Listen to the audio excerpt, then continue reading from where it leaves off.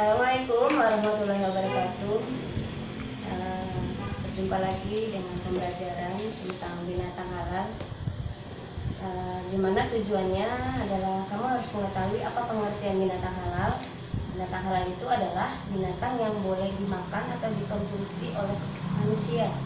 Nah, berdasarkan apa kita boleh memakannya? Yaitu berdasarkan Al-Quran dan Hadis.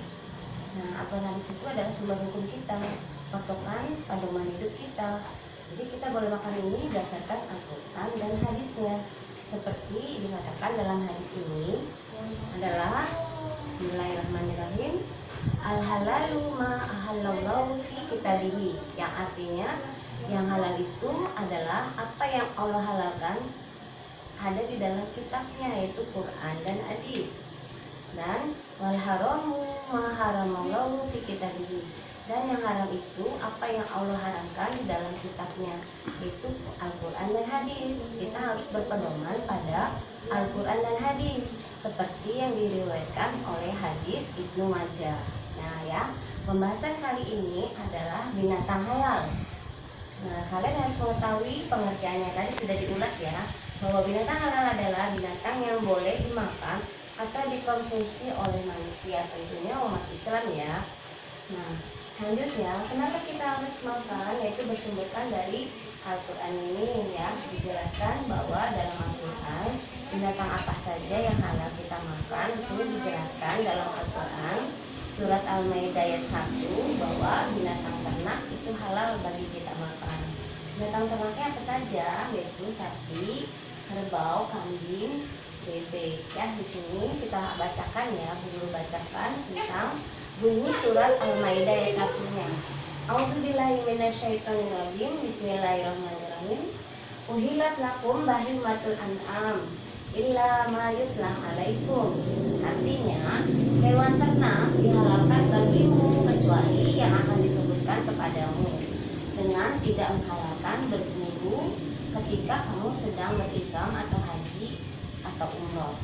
Sesungguhnya Allah Subhanahu wa Ta'ala menetapkan hukum sesuai dengan apa yang Allah kehendaki. Nah, kenapa Allah begini menghalalkan? Itu tentunya Allah sudah mau bahwa ini adalah halal untuk kamu makan. Nah, ternak itu, hewan ternak itu halal kamu makan, kecuali bila kamu sedang haji atau umroh, kamu tidak boleh berburu. Walaupun itu halal bagi kamu, kalau kamu sedang umroh atau haji, kamu tidak boleh makan berburu, karena ini sudah ketetapan dari Allah. Allah sudah menghendaki bahwa ini diharamkan bila sedang haji. Kemudian, binatang ternak apa saja yang boleh kamu makan? Di sini disebutkan kuda. Kuda boleh kamu makan berdasarkan hadis Nabi ya. Tadi sumber hukum kita adalah Al-Quran dan hadis. Di sini, di hadis ini disebutkan bahwa Nabi pernah memakan daging kuda. Jadi kita umatnya boleh memakan daging kuda.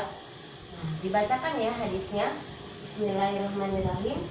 An Jabirin adinan Nabi sallallahu alaihi wasallam fi lahumil lahab fi lahumil hawili rawahu Bukhari wa Muslim. Artinya adalah ya, ini di hadis itu dari Jabir radhiyallahu anhu, Nabi Muhammad sallallahu alaihi wasallam telah memberi izin minum makan daging kuda. Hadis riwayat Bukhari wa Muslim dan Muslim. Kemudian disebutkan lagi selain kuda ada binatang kelinci. Binatang ternak yang lain adalah kelinci. Kenapa kelinci halal? Itu karena makanannya kelinci itu wortel, rumput ya, tidak memangsa daging manusia, maka itu kelinci itu halal kita makan. Nah, binatang ternak yang lain kan ada tuh binatang ternak babi ya, contohnya di sini disebutkan binatang ternak selain kambing, kerbau. Di sini ada juga binatang ternak babi, ada orang yang menernak babi ya. Nah, di sini dalam Al-Quran Al-Maidah ayat 3 itu ternak babi diharamkan. Kita harus bersumberkan pedoman umat Islam itu berdasarkan Al-Quran. Kenapa babi diharamkan? Di sini ada ayatnya ya. Al-Maidah ayat 3, hurimat alaikumul maitata wadama walahma khinzir. Diharamkan bagimu maitata itu bangkai, wadama darah, walah manizir daging babi. Nah, di sini daging babi itu berarti ternak babi. Nah, kemudian itu disebutkan ya. Kemudian ternak kelinci halal itu karena makanannya kelinci adalah rumput dan wortel, jadi bolehlah kita makan. Nah, selanjutnya apa sih hadisnya kelinci itu boleh kita makan? Nih, ada hadisnya disebutkan Bismillahirrahmanirrahim an Anasi radhiyallahu anhu fi kisatil arnabi qala fadha bahaha faba'asa biwarikiha ila Rasulillahi sallallahu alaihi wasallam muttafaqun alaih. Artinya ini disebutkan artinya ya. Nih, artinya adalah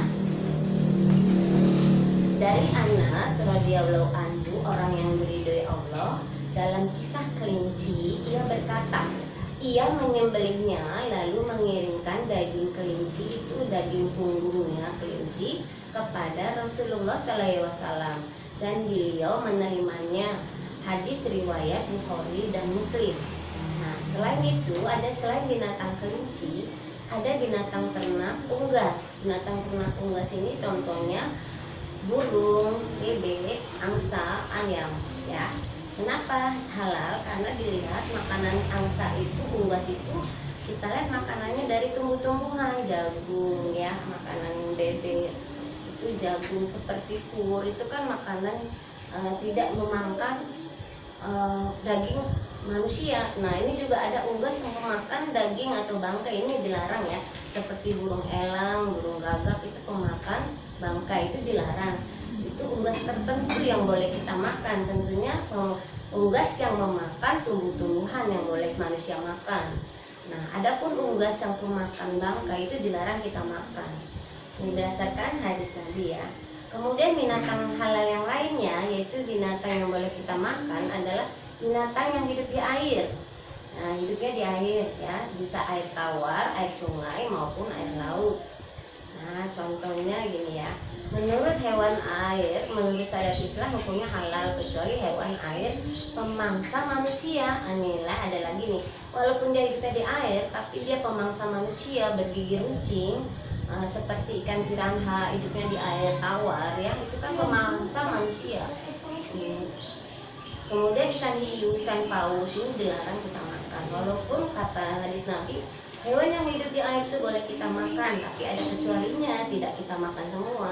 Itu ada pemangsa manusia yang tidak boleh kita makan.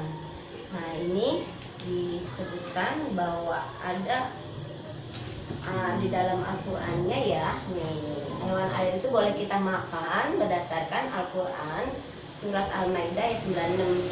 Nah, patokan hidup umat Islam kan Al-Qur'an dan hadis. Nah, kalau kita tidak berpatokan pada Al-Qur'an dan hadis, tentu hidup kita akan menyengsarakan diri kita sendiri. Apa saja kita makan. Jadi kita kalau kita mau makan itu berdasarkan Al-Qur'an dan hadis. Nah, ini ya.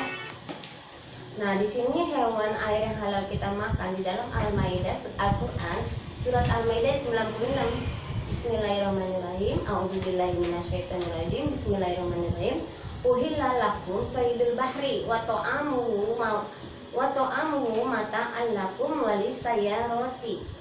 Al-Qur'an surat Al-Maidah 96. Artinya dihalalkan bagimu hewan buruan laut, nah, hasil berburu laut ya, dan makanan yang berasal dari laut sebagai makanan yang lezat bagimu dan bagi orang-orang yang dalam perjalanan di laut itu kan mencari ikan di laut untuk dibakar di kapal, dimakan, disantap bareng-bareng sesama penghuni kapal ya, awak kapal. Nah, itu sebagai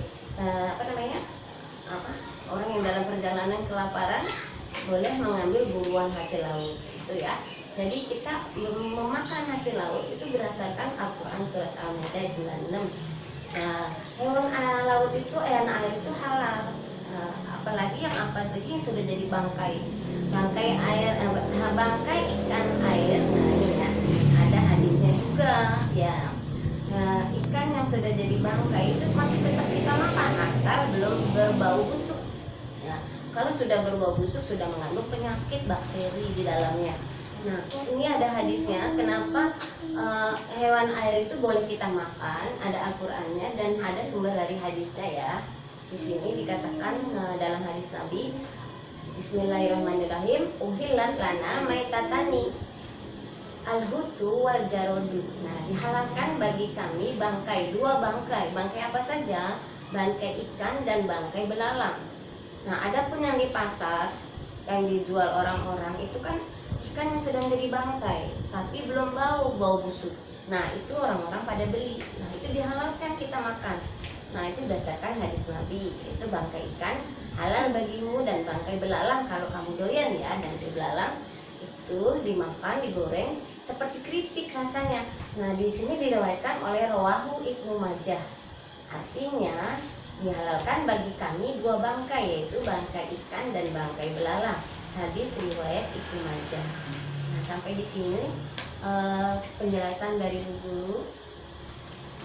Jadi jelas bahwa hewan halal itu hewan yang kita makan berdasarkan dari sumbernya Al-Quran dan hadis, yaitu binatang ternak, diantaranya kuda, kelinci, dan unggas. Nah, adapun binatang ternak ini boleh kita makan, halal kita makan bila disembelih terlebih dahulu. Nah, kita sudah biasa ya, kalau mau makan ayam, ternak ayam nih kita disembelih dulu menurut ajaran dari Rasulullah. Nah, ini binatang ternak ini tersebut jika hendak mau dimakan hendaklah disembelih terlebih dahulu. Bagaimana yang mau disembelih? Bajang leher. Tata cara penyembelihan hewan ternak: 1. Orang yang menyembelih harus beragama Islam. 2. Harus dengan niat karena Allah kita menyembelihnya dan membaca salawat Nabi Sallallahu Alaihi Wasallam. 3. Alat yang disembelih itu harus tajam. Walaupun bukan dengan tangan manusia, pakai pisau. Ada pun zaman sekarang udah teknologi modern ya. Ada menggunakan kemarin penyembelihan hewan kurban menggunakan alat ya, itu boleh. Tapi manusianya itu dengan membaca Bismillah dan salawat Nabi ya. Jangan menggunakan kuku atau gigi. Ada orang gila untuk menyembelih hewan itu ayam pakai menggunakan kukunya, main tarik aja dengan kukunya, dengan giginya ya.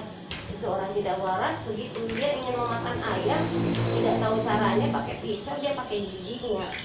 Kemudian tata cara selanjutnya harus hidup sebelum disembelih. Jadi hewan itu harus hidup dulu baru disembelih. Jangan sudah mati baru disembelih, itu salah, menyalahi aturan. Kemudian hewan yang disembelih itu dibaringkan di sebelah rusuk kiri, kemudian dihadapkan ke arah kiblat. Ini aturan-aturan penyembelihan yang harus kita patuhi. Nah, ini ya. Jadi hewan ternak ini baru boleh kita makan asal disembelih terlebih dahulu. Sampai sini penjelasan dari saya. Mudah-mudahan dapat dipahami. Wabillahi taufiq wal hidayah. Wassalamualaikum warahmatullahi wabarakatuh.